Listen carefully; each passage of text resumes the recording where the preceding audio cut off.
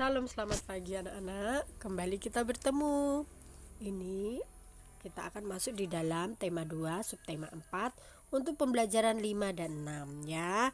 Hari ini adalah pembelajaran yang terakhir untuk Bupena 2A ya anak-anak. Kita sudah belajar dari tema 1 dan tema 2 dan kita akan mempersiapkan diri untuk ulangan tengah semester atau mid semester ya. Kita akan pelajari ya dari tema 1 dan 2.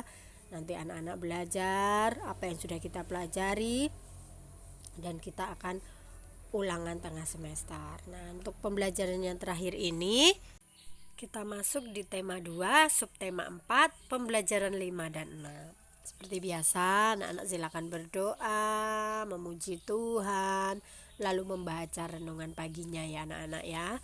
Supaya anak-anak dalam belajar lebih fokus ya dan lebih memahami. Selamat menyimak video ibu ya anak-anak. Tuhan Yesus memberkati. Untuk muatan yang pertama, bahasa Indonesia di KD 3.2 menuliskan ciri-ciri benda hasil pengamatan ya. Setiap hari banyak benda yang kita gunakan. Bentuk dan kegunaannya bermacam-macam ya.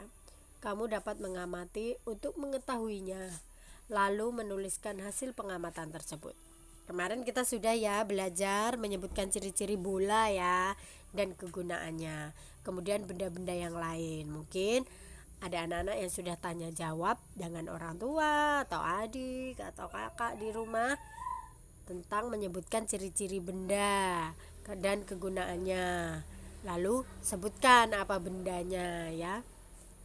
Ini untuk menuliskan ciri-ciri benda hasil pengamatan. Selanjutnya, mengidentifikasi makna kata tentang keragaman benda. Makna berarti arti ya anak-anak ya. Di dalam teks bacaan terdapat banyak informasi.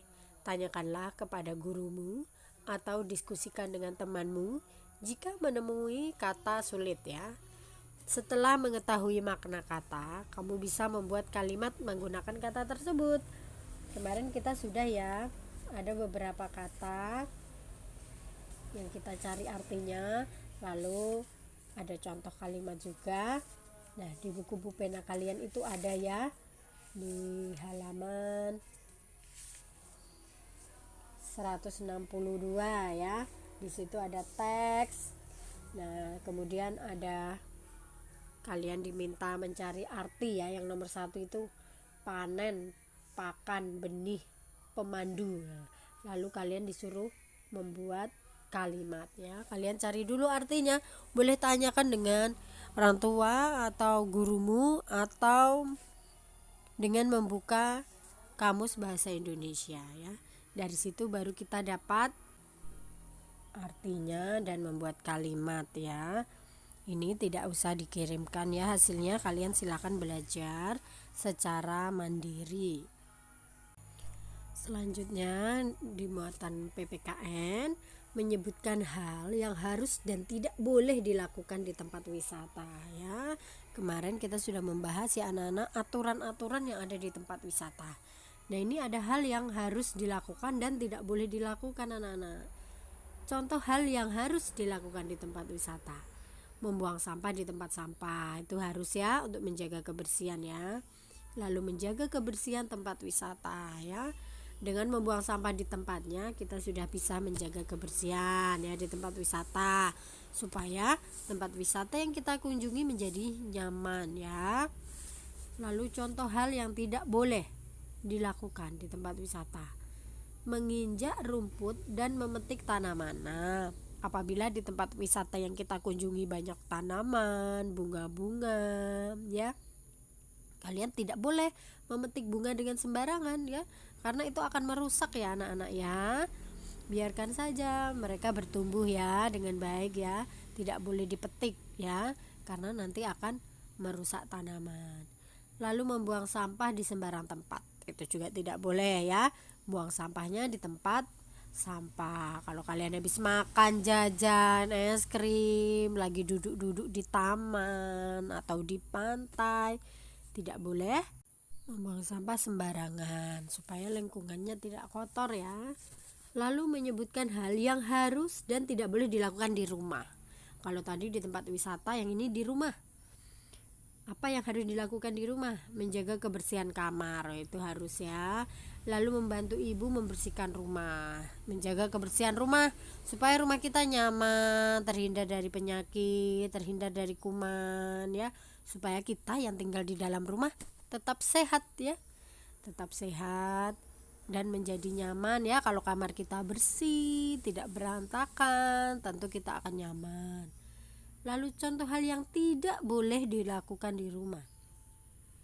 Tidur sampai larut malam. Nah, anak-anak, untuk anak-anak yang sekolah itu batas tidur tuh jam 9 malam ya. Jadi kalau anak-anak lagi nonton TV atau bermain HP, cukup sampai jam 9 malam. Lalu anak-anak silahkan tidur, tidak boleh tidur terlalu malam. Karena apa? Bila kalian nanti sudah masuk sekolah, kalian jadi mengantuk di sekolah ya. Terus bangunnya jadi kesiangan ya. Jadi biasakan untuk tidur tidak terlalu malam. Dan membuang sampah sembarangan juga tidak boleh di rumah ya anak-anak ya. Selain tadi di tempat wisata, di rumah juga begitu. Biasakan membuang sampah pada tempatnya supaya tidak banyak nyamuk, tidak banyak kuman ya. Rumahnya bersih dan nyaman. Itulah aturan hal yang tidak boleh dan boleh dilakukan di tempat wisata dan di rumah ya. Nah, adapun manfaat ya anak-anak kalau kita mematuhi aturan yang ada di rumah atau di tempat wisata. Ya, manfaatnya apa? Apabila kita mematuhi aturan di tempat wisata, antrian pengunjung menjadi teratur ya, menjaga keselamatan dan keamanan sesama pengunjung. Lingkungan menjadi bersih dan nyaman. Nah, itu manfaat ya apabila kita mematuhi aturan yang ada di tempat wisata. Lalu manfaat tidak mematuhi aturan di tempat wisata, berarti akibatnya ya. Akibat kalau kita tidak mematuhi aturan.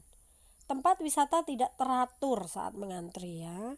Lalu lingkungan menjadi tidak nyaman, kotor. Itu akibatnya kalau kita tidak mematuhi aturan.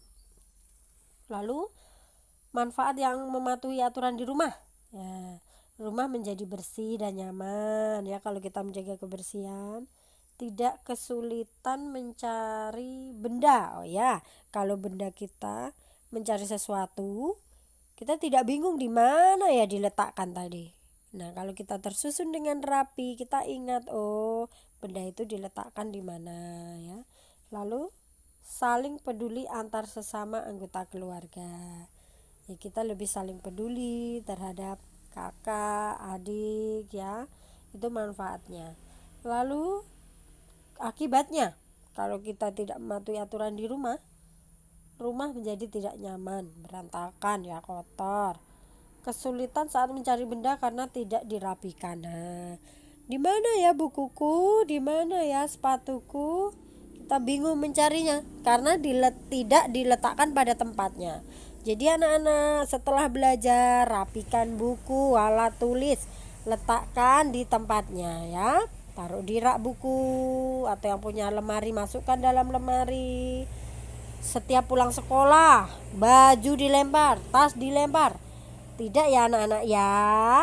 Langsung masuk ke dalam kamar dan disusun. Ya, tasnya ditaruh di mana, bajunya di mana, sepatunya di mana. Letakkan pada tempatnya. Banyak sekali anak-anak ya manfaatnya ya kalau kita mematuhi aturan. Akibatnya pun juga ada.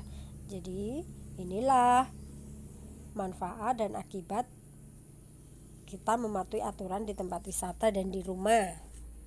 Nah, selanjutnya untuk muatan matematika, menentukan hasil pembagian 3 bilangan ya. Kita ulang lagi ya, kemarin sudah Ibu jelaskan. Itu ada contoh 3 bilangan. 36 dibagi 4 dibagi lagi dengan 3. Ada 2 langkah ya. Untuk langkah yang pertama, hitung 36 dibagi 4 terlebih dahulu. Berapa? Menggunakan pengurangan berulang boleh ya. 9 ya. Lalu hasil pembagian dibagi lagi.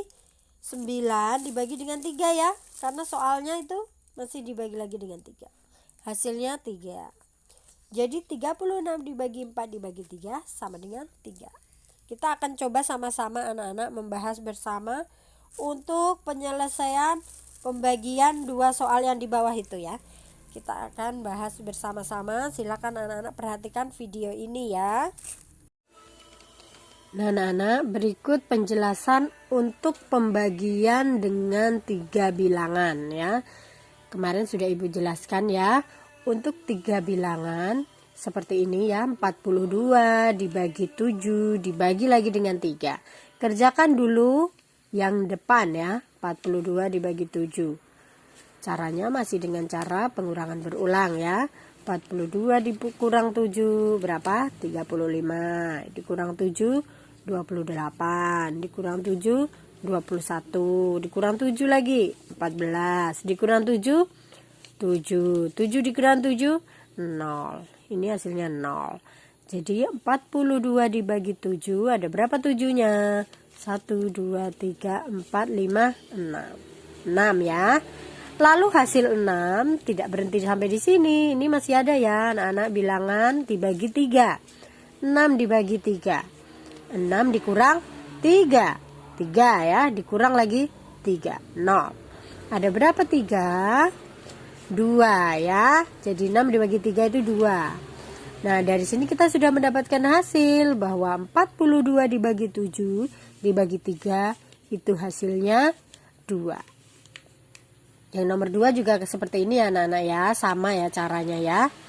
80 dibagi 8 lalu dibagi lagi dengan 2. Kerjakan dulu ini untuk langkah pertama. Ya. Lalu ini langkah kedua. Sudah dapat hasilnya ya. Ini pengurangannya. Hasilnya 10 dikurang lagi, dibagi lagi dengan 2. Seperti ini. Dapat hasilnya 5. Jadi 80 dibagi 8 dibagi 2 itu hasilnya adalah 5. Demikianlah pembagian dengan cara 3 bilangan ya anak-anak ya.